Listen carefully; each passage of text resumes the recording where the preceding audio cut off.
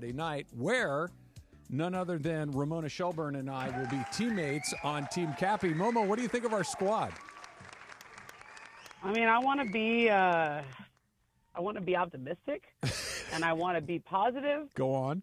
I was excited to be on your team. I was excited to be on Cappy's team. I like that we got Mario. Mm-hmm. And then I looked at the other team, and I was like, oh. Okay, good. I don't know. See, here they look pretty good. Here's my problem, Momo, is that I like everything you said, and I am who I am, and unfortunately, my default setting in the universe is a bit cynical. That's just my deal. Yours is not. You're an optimist. I think that you tend to see the silver lining, the bright side. But I'm a light, full glass half full girl. Yeah. Yes, for sure. But that you and I are seeing this the same way does not fill me with confidence. Oh, yeah. I mean, like last year when we drafted the teams, I was like, "Oh, Mace, I don't know," and it turned out that way. And then, I mean, like, look, we got Mario, so we got a really good shortstop. Yes. And I don't, I don't know. Do you guys want me to pitch again? I don't know. I think you have like, to. Should I play the outfield? I could pitch, or I could play the outfield. I mean, I don't know. Cappy's pretty good in the outfield. Yes. I don't think we're gonna get a ton of effort from him. But he's going to make the plays if it's hit close enough to him. Look, Cappy's going to look like You'll Pete play Rose third, compared to first me. Or third. First. Yeah, I mean, but I just think I saw the other team, and they got some mashers up there. And I'm not a good pitcher. I just get the ball over the plate. Well, that's and I make all important. the plays in the infield. That's okay. So in a perfect I world, made like 10 outs at pitcher. In a perfect world, where would you like to play? I mean, shoot, in a perfect world where my hamstring still works. No, functionally. Current Ramona Shelburne, the current physical state of Ramona Shelburne. Where would you like to play? I guess I like pitcher. I guess I like it because I can make all the plays in the infield. I like throwing everybody out at first.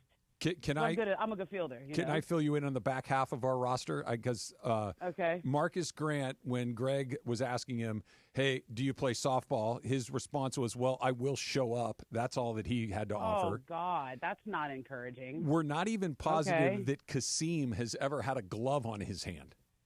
Oh, no. Yes. Okay. And then Emily is the mush. She has been on the losing team every time, and she's at the back end of our order. Okay. Do you have any good news for me? Nope. We're going to have fun. It'll be exciting. Yeah, we'll have fun. I mean, I won that first year because Beto hit the home. Wait, who has Beto? Beto's not playing. Beto's previously committed. Oh, is there any way we can get out of that? Well, what I'm hoping is that some of the our partners, like for instance, Armando Rojo from Rotolo Chevrolet. Yeah, that guy was great last year. Yeah, that we get Dental Fun Zone guy. Yes, we get a couple of those. That's our saving grace. Who was the dude, the lefty? Who was the lefty from was it the Children's Dental? Yes. Place? The lefty? Yeah. Oh, we need that guy. Yeah, we need that guy. Took me deep like 3 times. Yeah, we need. We need some ringers because otherwise, I don't know. What happened in the draft? I don't know. I don't know what happened. I don't know how the other team gets Brian Cohen, Kirk Morrison, Jorge, Brian Kamenetsky, DeAndre, and DeMarco. I don't know how all of those players end up on the same squad. Not all of those are ringers, okay? But a lot of them are. My money was deferred. Jorge took a deferred deal. Jorge's pretty good, man. And the thing is, with me pitching, I got better last year because I kind of know how to. This is my second year doing it. But in the first year, I was 6 weeks postpartum. I was pretty, Yeah, you were. I was not at my best. I was still breastfeeding at that point. I mean, it's not. That was a big ask. A couple of years ago was a big. Look, who knows? It's kind of quasi baseball, and you never know in baseball. Except for I think we got a pretty good idea. Emily was telling me that you're hot yogaing across the Midwest. Is that true? Yeah. Yeah, apparently, look, I really like it, and especially now that I'm old, and every time I get on a plane, it's like, oh my God, my lower back, and I need to do this. So, yeah, I found hot yoga spots in Oklahoma City and now Indy and all over the place. It's great. How does a hot yoga studio in Los Angeles compare to one in OKC or Indy? Honestly, the one I go to is a little too hot in LA. I go to Hot 8, which they decided instead of 105 to 110, they want to crank it up to 115. So I'm kind of like surviving heat stroke all the time.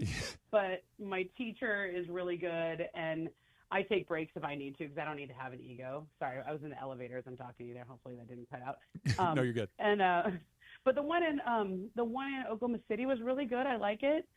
They were not as hot, and the one here in Indy was really. It's kind of a chain. The one I went to in Indy is at Yoga 6. They have them all over the place. So like what I realize now, my new thing on the road is whatever I'm looking for, I just go on to Google and I go hot yoga near me, or I go smoothie place near me, whatever it is, and like it finds something close by, and then I go book something online.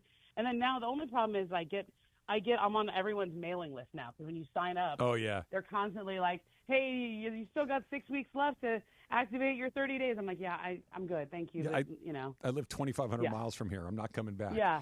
So but it's really good. Like, I like it better than just doing the elliptical in the hotel gym. How many times have you covered the NBA Finals? Okay, so my first NBA Finals was 2008, Lakers Celtics. That's a pretty good first one, huh? Sure. And then I did 2008, 9, 10.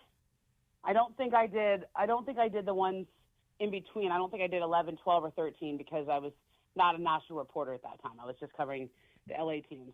And then 2014 is when I started doing the finals for ESPN.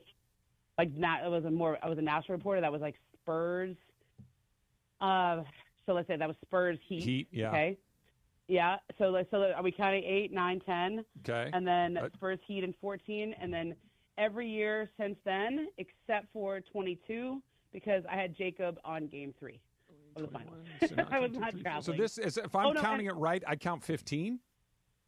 Yeah, and I guess I didn't go to the bubble one either, but I did cover it. Okay, so I wasn't at that, but I was writing about it. It's a lot is the answer to the question. It's a lot. You've done it many, many, many times. Does this one feel different because it's two very small markets relative to what we're typically used to, whether it's a Miami or a Los Angeles or Boston or something like that? Yeah, the answer is yes. Yeah. And it's not just because they're small markets. It's because, like, even when it was so I've done a lot of like San Antonio finals, right? San Antonio against the Heat, but that was still San Antonio against the Heat. And Miami, technically speaking, is not a huge market, but they had LeBron and Dwayne Wade and Chris Bosh. They had this huge and it's Miami superstar trio. Yeah, it's Miami, and they had this like vibe about them. So even the small market ones that I've done before, like they didn't feel like this. Like this is we have two young players who could be superstars in this league. Shai Gilgeous-Alexander absolutely has the profile for it. Tyrese Halliburton has the profile for it. Shai is the MVP. Mm-hmm. But they're early in their branding of as being superstars, right? Like they haven't, they may have arrived from a basketball sense, but in terms of the cultural zeitgeist, like a famous component to it. They're great players, but they're not famous people. Exactly. Like Anthony Edwards has more of that amongst the young players. Mm-hmm. You get that. I did that first like Warriors Cavs one, and I mean again every single time I covered the Cavs, like Cleveland's not a huge market, but LeBron was there, mm-hmm. right? So LeBron and Steph and Kevin Durant, like those guys are a different level of famous.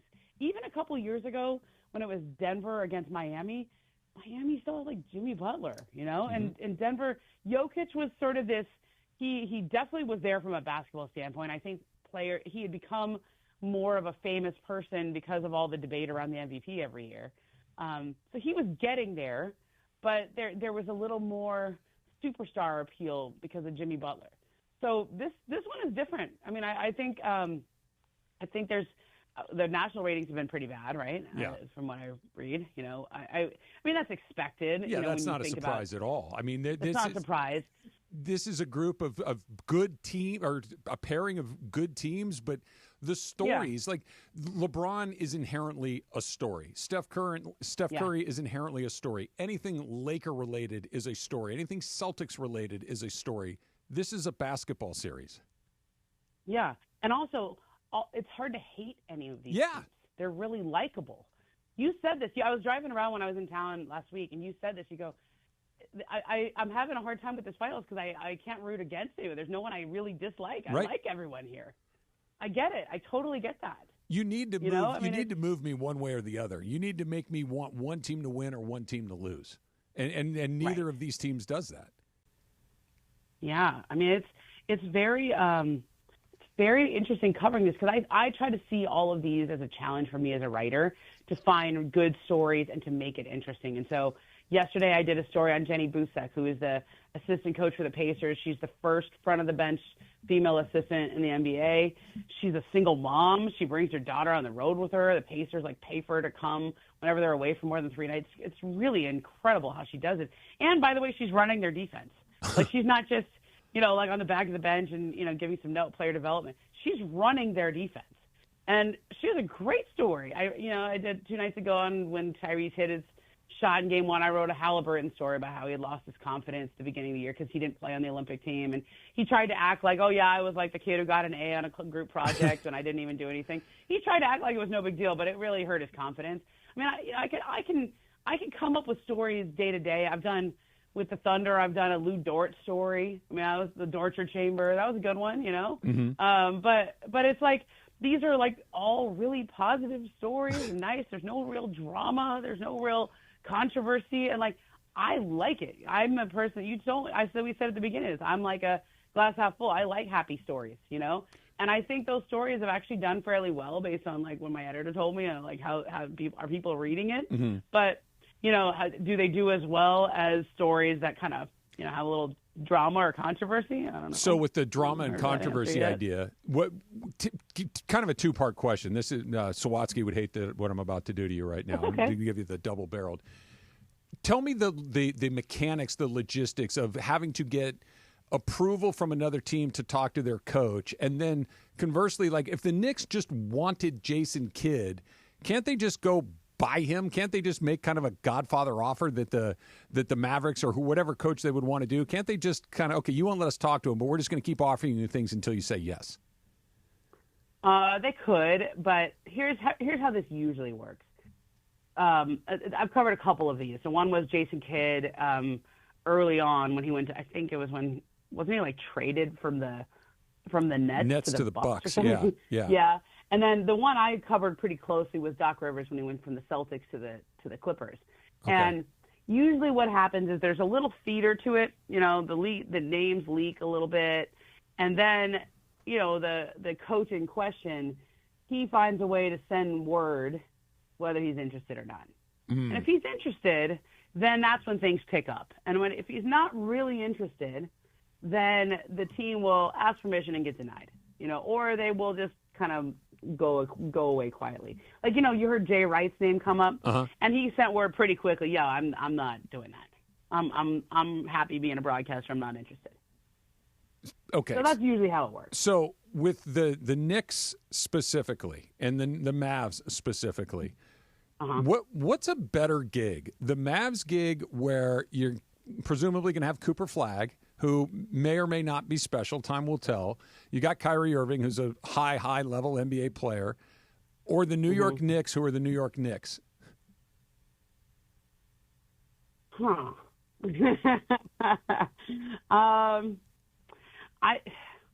For job security, I'd stay in Dallas. Yeah. Because you got Cooper Flagg.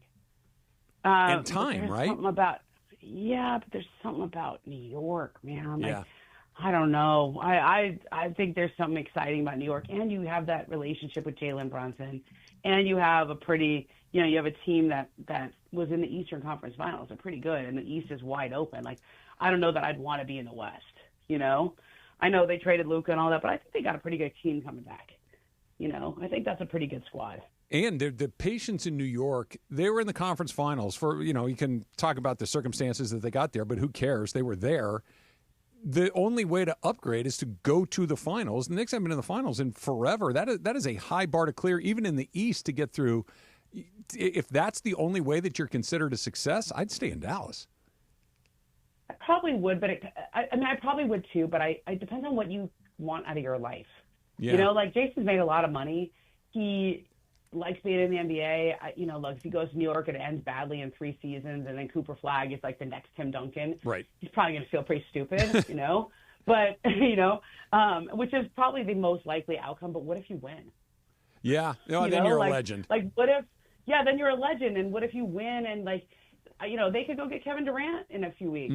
They could go get there's a bunch of guys out there that the Knicks are well positioned to go trade for if they have the opportunity. I don't quite have as many draft picks as like San Antonio or something, but I think they have some good players that people would want.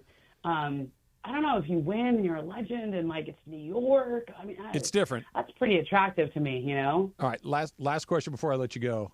How much practice time will you log between now and July 11th when we take the field?